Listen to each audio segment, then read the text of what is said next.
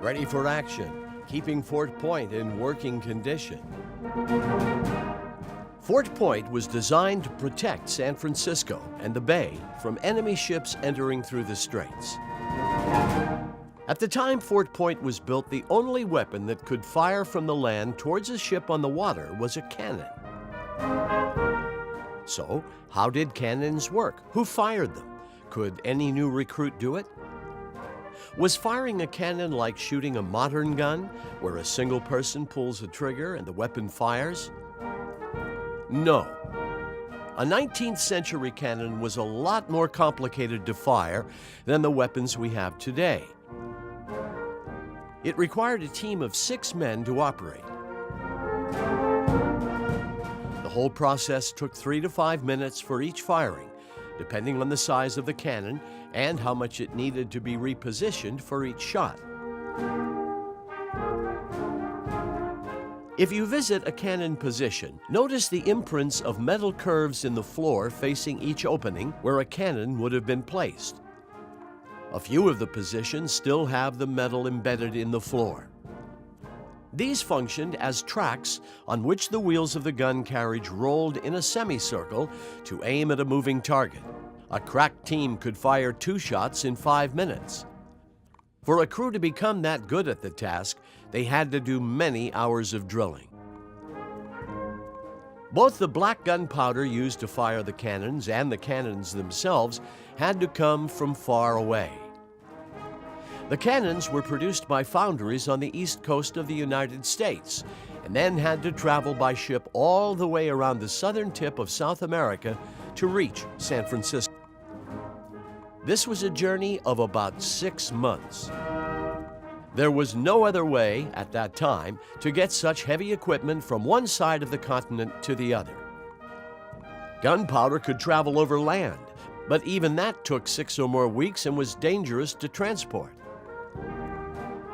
Because of the high cost of transporting cannons and gunpowder and the fact that supplies could not be quickly replaced, the men often practiced their cannon drills without actually firing the weapons. This was called dry firing. Each man on an artillery crew was trained to fill every position of the team. In this way, if one man fell in battle or there was an accident with the cannon itself, another man could immediately be substituted into his position.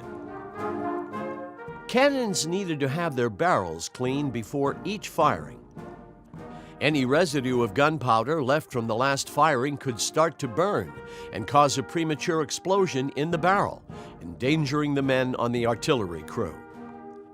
There was no way at that time to examine the insides of the casings for any cracks or flaws that might fail, causing an explosion that could tear the cannon apart.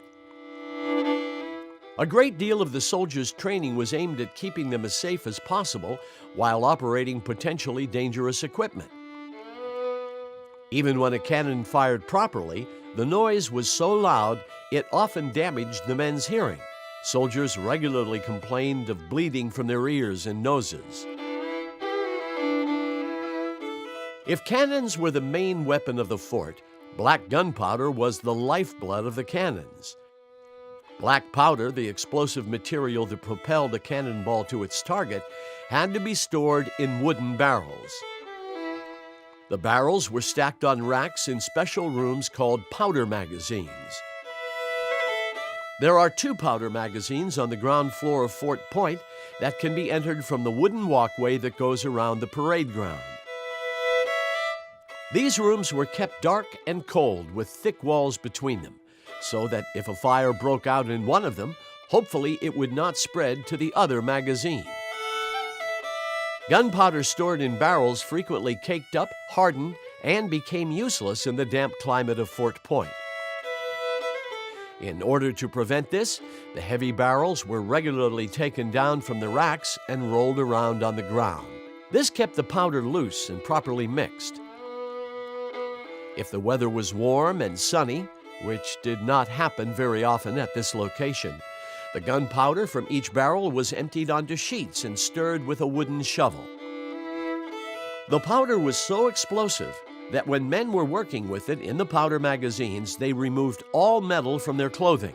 Buttons and insignia might rub together and form a spark. They wore special leather shoes that were more like socks, rather than risk wearing boots with soles attached with metal nails.